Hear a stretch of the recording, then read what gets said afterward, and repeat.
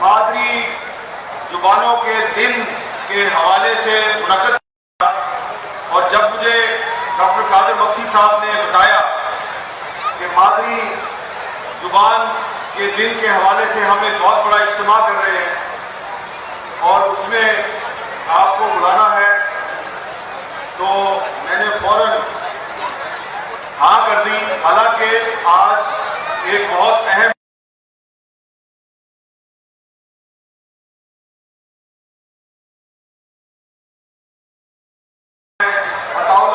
صاحب انہوں نے وہاں پر بلایا تھا، تو میں نے قاسمی صاحب کو کہا کہ قاسمی صاحب میں نے تو جانا ہے حیدرآباد۔ انہوں نے کہا وہاں پہ کیا ہے بھائی؟ تو میں نے ان کو بتایا کہ ڈاکٹر قادر مکسی صاحب اور ان کی پارٹی نے عالمی ایک تو دن منایا جاتا ہے مادری زبانوں کا، اس کے حوالے سے تقریب رکھی ہے، تو مجھے حیدرآباد جانا ہے۔ تو انہوں نے کہا ویل ڈن، بہت اچھا،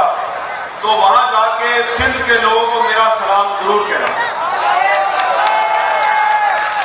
تو یہاں پر میں نے کافی دیر سے آپ کے سیاسی قائدین، علماء اکرام، کانسٹیٹیوشنل ایکسپرٹس اور جو دیگر عقائدین اکرام ہیں ان کی جو گفتگو سنی، تو یقین کریں اتنی پرمغز علمی گفتگو اور آپ لوگوں کا جوش و جذبہ، تو ایک دفعہ پھر میں جوان ہو گیا، اور مجھے جوان کرنے پہ آپ کا بہت بہت شکریہ، کیونکہ یہ جو اجتماع ہے، اس اجتماع میں جب ایک ہمارے بہت محترم ساتھی سندھ کے عظیم شاعر شیخ ایاز کی ایک نظم پیش کر رہے تھے، بڑے والہانہ انداز میں، بڑے باغیانہ انداز میں،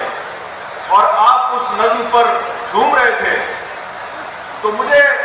شیخ ایاز صاحب کی ایک ڈائری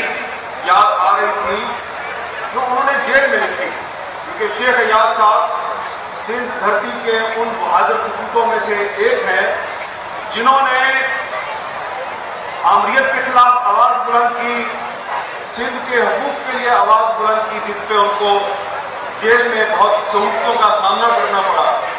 تو وہ جب پنجاب کے ایک شہر سائی وال کی جیل میں تھے، تو وہاں پر انہوں نے ایک ڈائری لکھی تھی، اور جب ان کی نظم یہاں پر لا کر آپ کو سنائی جا رہی تھی اور آپ جھوم رہے تھے، دھمال ڈال رہے تھے اور نعرے لگا رہے تھے، تو مجھے شیخ ایاز صاحب کی وہ کتاب، اس کا نام ہے ساہیوال کی ڈائری، اور اس میں ان کی بہت سی نظمیں بھی موجود ہیں، اور اس میں انہوں نے ایک کہانی لکھی ہے، اور کہانی انہوں نے یہ لکھی ہے کہ شیخ ایاز صاحب کی جو ماں تھی، وہ ماں ایک دفعہ بیمار ہو گئی، اس کو کینسر ہو گیا، تو شیخ صاحب کا ایک دوست تھا، اس کا نام تھا مونس، اور اس کا تعلق پنجاب سے تھا۔ تو شیخ صاحب کا وہ پنجابی دوست شیخ ایاز کی ماں کو علاج کے لیے پنجاب لے گیا، اور وہاں پر مونس کا جو خاندان تھا، اس کی بہنیں تھیں، انہوں نے شیخ ایاز کی والدہ کی خدمت کی، اور جب 6 مہینے تک علاج ہوا اور وہ کچھ ان کی صحت بہتر ہوئی، تو جب وہ وہاں سے واپس آئیں تو انہوں نے اپنے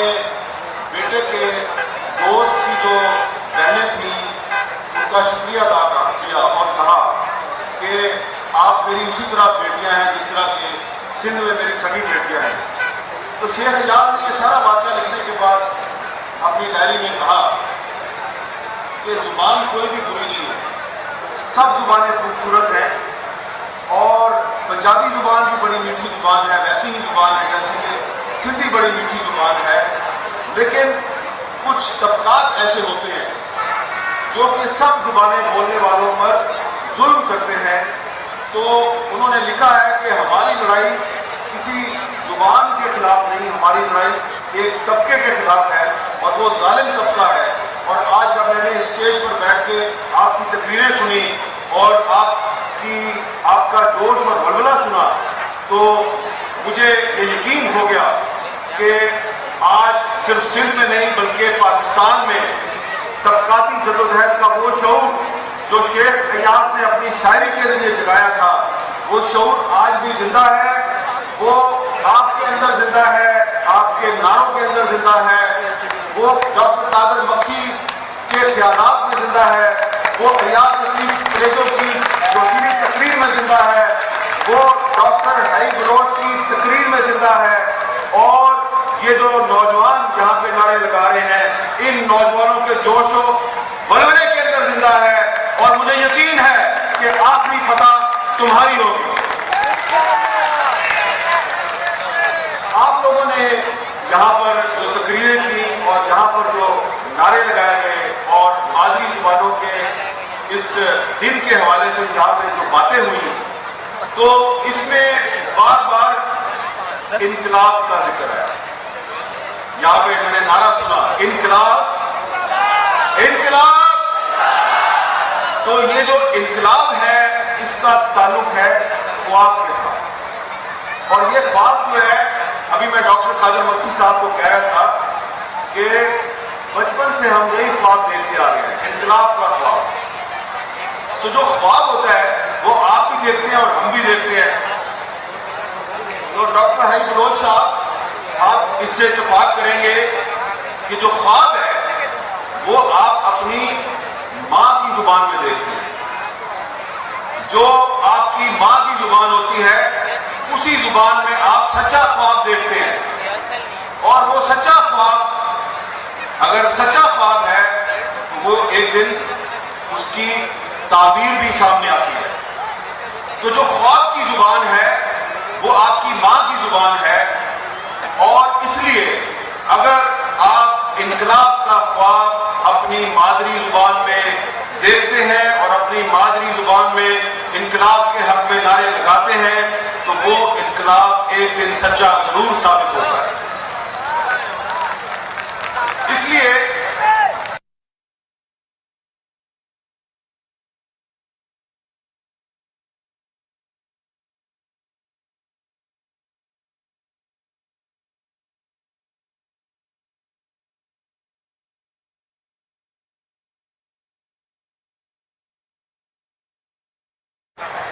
اس اجتماع کے منتظمین سے، جناب حیدر ملا صاحب سے، کہ تمام اراکین پارلیمنٹ، اور ان کا تعلق قومی اسمبلی سے ہے، سینٹ سے ہے، سندھ اسمبلی سے ہے، پنجاب اسمبلی سے ہے، ان سب کو اپنی ان قراردادوں کی ایک نقل ضرور بنوائیں، اس لیے کہ یہ جو آج کے اجتماع میں قراردادیں پیش کی گئی ہیں یہ دراصل سندھ کو نہیں پاکستان کو آگے لے جانے کا پروگرام ہے۔ یہ صرف سندھ کے لوگوں کی ترقی کا خواب نہیں ہے، یہ پنجاب، خیبر پختونخوا، بلوچستان، آزاد کشمیر اور گلگت بلتستان کے تمام مظلوم عوام کی آزادی کا ایجنڈا ہے۔ اور میں ساری قراردادوں کا ذکر نہیں کروں گا، لیکن کچھ آپ کے اس اجتماع کی قراردادیں ایسی ہیں جو میں چاہوں گا کہ مجھے پتا ہے کہ میں یہاں پہ بات کر رہا ہوں تو میری اس بات کو وہ لوگ بھی سن رہے ہیں جو اس اسٹیج پر بیٹھی ہوئی جو لیڈرشپ ہے اس کے بارے میں بڑے منفی جذبات رکھتے ہیں۔ وہ کہتے ہیں یار کہ یہ کون لوگ ہیں جن کے خلاف سازشیں کی جاتی ہیں، تو کیونکہ یہاں پر یہ جو لوگ بیٹھے ہوئے ہیں یہ کیا نعرہ لگا رہے تھے یہاں سے؟ جاگیرداری مردہ آباد، دہشت گردی مردہ آباد، نسل پرستی مردہ آباد، پیر پرستی مردہ آباد۔ تو جو جاگیرداری کے خلاف نعرہ لگاتا ہے، جو دہشت گردی کے خلاف نعرہ لگاتا ہے، میں سمجھتا ہوں وہ پاکستان کا سب سے بڑا دوست ہے، اور جو یہ نعرہ لگانے والوں کا دشمن ہے وہ پاکستان کا دشمن ہے۔ مردہ آباد۔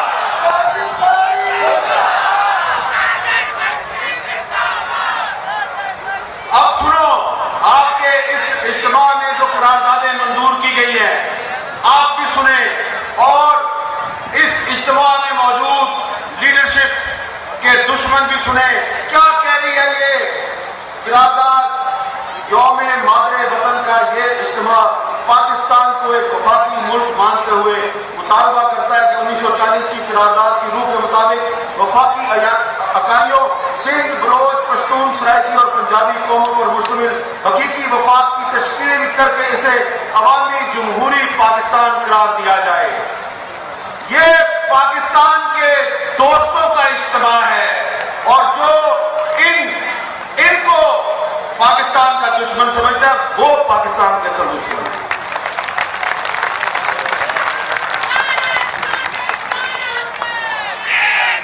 اور اس اجتماع میں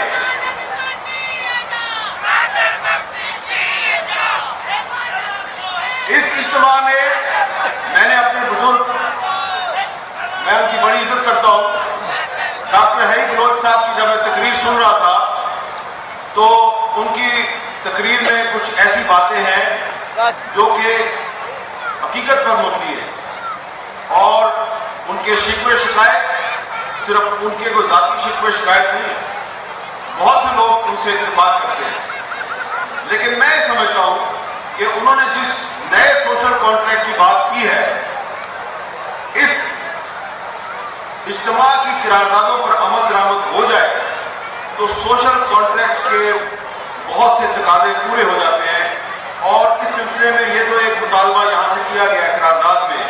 یہ اجتماع مطالبہ کرتا ہے کہ سندھی، بلوچی، پختون، سرائکی اور پنجابی زبانوں کو پاکستان کی قومی زبانیں قرار دیا جائے اور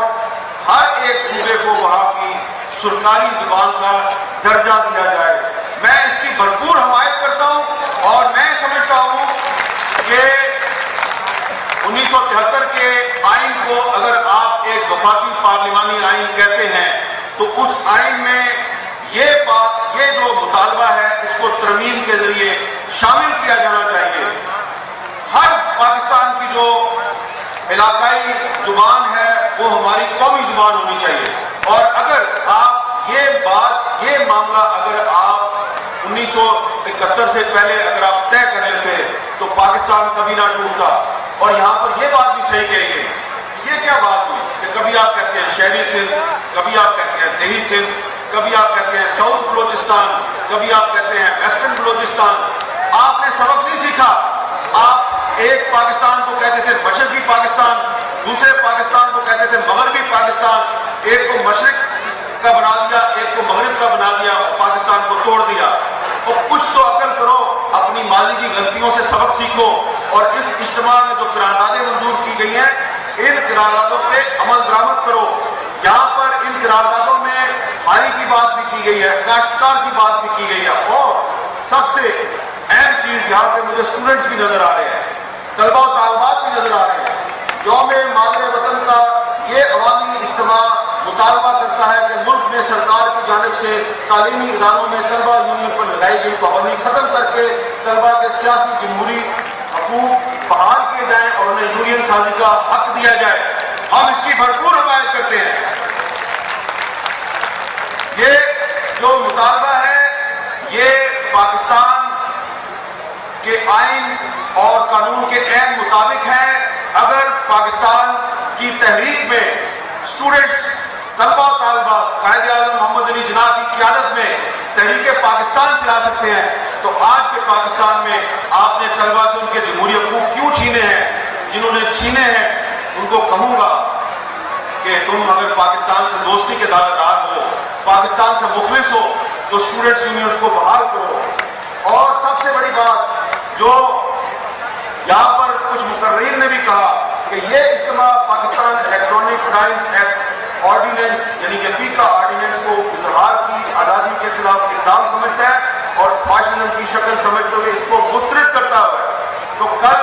میں خود اسلام آباد ہائی کورٹ میں گیا، اس پیکا آرڈیننس کے خلاف ہم نے پی ایف یو جے کی طرف سے وہاں پہ درخواست فائل کی اور آنریبل کورٹ نے اس کا جو سیکشن 20 ہے اس کو معطل کر دیا ہے۔ یہ جو پیکا آرڈیننس ہے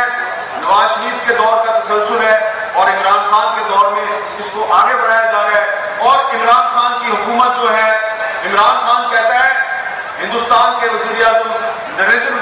ساتھ کہتا ہے میرا لائیو مکالمہ کراؤ. او بھائی پہلے تم پاکستان کے آزاد میڈیا کے ساتھ لائیو انٹرویو تو کرو, پہلے اتنی تو ہمت کرو کہ تم لائیو انٹرویو میں بیٹھو پاکستان کے آزاد میڈیا کے سامنے, پھر مودی کا مقابلہ بھی کر لینا. اگر تم پاکستان کے آزاد میڈیا کا سامنا نہیں کر سکتے تو نریندر مودی کا کیا مقابلہ کرو گے؟ اب جا کے آپ روس میں بیٹھے ہوئے ہیں پوٹن کے سامنے, وہ پوٹن جو اپنے ملک میں اپنے میڈیا کی آزادی چھینتا ہے, صحافیوں کو جیلوں میں ڈالتا ہے, ان کو غیر ملکی ایجنٹ قرار دیتا ہے, ٹی وی چینل بند کرتا ہے, تو وہی کام آپ پاکستان میں کرنا چاہتے ہیں. اور سب سے اہم بات, اس اجتماع میں جو قراردادیں ہیں ساری کی ساری امپورٹنٹ ہے, لیکن آخر میں ایک قرارداد جو ہے ڈاکٹر قادر مکسی صاحب وہ بڑی اہم ہے, اور وہ ہے آپ کی کہ یہ اجتماع اس ملک کو جمہوری ملک سمجھتا ہے اور اس میں صدارتی نظام کو لانے والی سازشوں کو مسترد کرتا ہے. یہ جو صدارتی نظام کی بات ہے, جب میں بھی صدارتی نظام کی مخالفت کرتا ہوں تو مجھے کہا جاتا ہے کہ بھئی آپ پاکستان کی مخالفت کرتے ہیں. اب وہ جس 1973 کے آئین کو ڈاکٹر ہری بلوچ صاحب کہتے ہیں کہ بھئی اس کو ایک نئے سوشل کانٹریکٹ میں تبدیل کرنے کی ضرورت ہے. ڈاکٹر صاحب یہاں پر تو اس آئین کو ہی لوگ نہیں مانتے, تو یہاں پر تو صدارتی نظام کی بات ہو رہی ہے. تو جو صدارتی نظام ہے وہ دراصل پاکستان کی محکوم قومیتوں پر ایک ظالمانہ نظام نافذ کر کے ان کو اپنے محکوم بنانے کی سازش ہے. یہ آپ سب کو, صرف سندھیوں کو نہیں, بلوچوں کو, پختونوں کو, پنجابیوں کو, کشمیریوں کو اور گلگت بلتستان والوں کو غلام بنانے کی سازش ہے. یہ ہمارے ایک بزرگ ہیں ڈاکٹر عطاء الرحمان صاحب, وہ پہلے پرویز مشرف کے وزیر تھے, آج کل عمران خان کی مشیر ہیں. وہ بار بار لکھتے ہیں کہ قائد اعظم نے اپنی ڈائری میں لکھا تھا کہ پاکستان میں صدارتی نظام ہونا چاہیے. تو میں نے تحریک پاکستان کے بہت سے جو مورخین ہیں ان سے بات کی, بہت جو اسلام آباد میں ایک آرکائیو ہے قائد اعظم پیپرز وہاں پہ سارے اکٹھے ہیں, ادھر چلا گیا, میں نے دن رات ایک کر دیا. میں نے پوچھا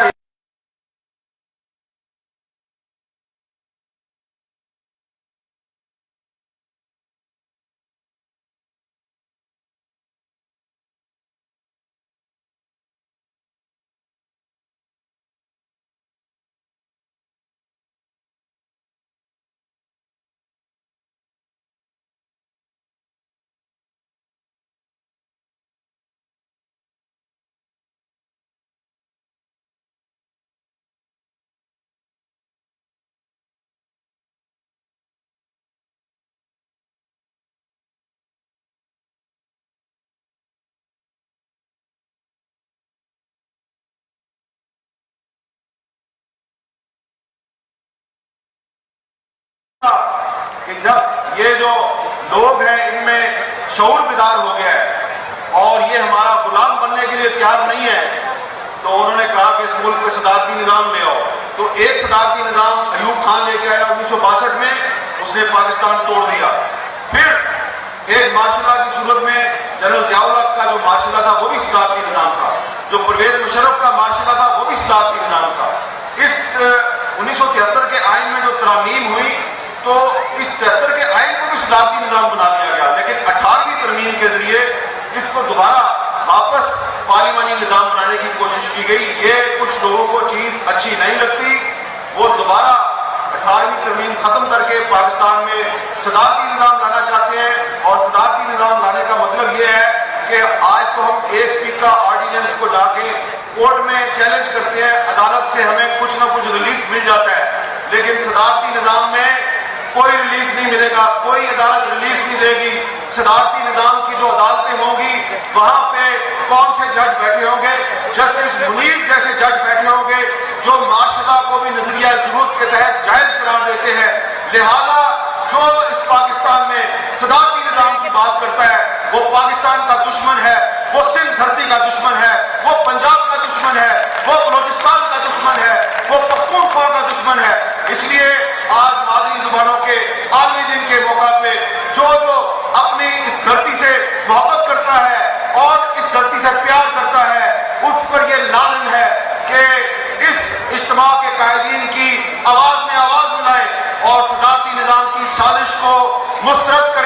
صدارتی نظام کا مطلب ہے آپ کو ایک مخصوص ظالم طبقے کا غلام بنانا. بولو تمہیں غلامی قبول ہے؟ تو یہ سازش اسی جاگیردار طبقے کی سازش ہے جس سے نجات کے لیے آپ لوگ یہاں پہ نعرے لگا رہے ہیں، جس سے نجات کے لیے شیخ ایاز نے نظمیں لکھ کر آپ میں شعور بیدار کیا. تو صرف نعرے لگانے سے کام نہیں بنے گا. جیسا کہ پٹیل صاحب نے کہا کہ اتحاد قائم کر کے آگے بڑھنا ہے، اور اگر آپ متحد ہو جائیں